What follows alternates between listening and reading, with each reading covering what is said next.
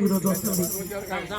మనవళ్ళు మనవరాళ్ళు, బిడ్డలు బిడ్డ కొడుకులు, కొడుకు బిడ్డలు కొడుకు కొడుకులు అందరూ ఈరోజు వాళ్ళు ఎందుకు ఏడుస్తారు, దేనికి ఏడుస్తారంటే ఏ పండుగ వచ్చినా తను దాచుకున్న పైసలు మనవరాలు వస్తే మనవరాలకు చాటుగా ఇస్తాం.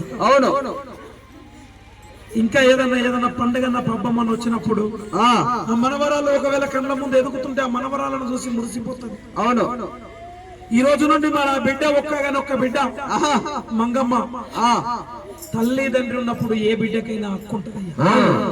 గరే యాడి బాచకతో బేటిని హక్కొచ్చే. ఏ అన్న పిలిచినా పిలవకపోయినా, ఏ వదిన పిలిచినా పిలవకపోయినా कौन मना बड़ा हमारे बिया कौन हमारे यारी से हमारे बात से और हक्कु से అని బిడ్డ ధైర్యంగా వస్తుంది. ఈ రోజు నుండి నలుగురు అన్నదమ్ములలో ఒక అన్న చనిపోయింది.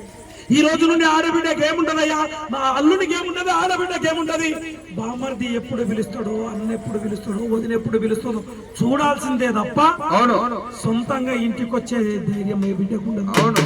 పోతే ఒకవేళ వదిన ఏమనుకుంటుందో, ఒకవేళ మా అన్న తిడితే, నా భర్త కొడితే, ఒకవేళ మా అన్న మీదకి పోతే నా ఆడబిడ్డ తన సంసారం వదిలిపెట్టి మా ఇంటి మీదకి వచ్చిందని ఏమని కొనుక్కుంటుందో మా వదినని బిడ్డ రాదు.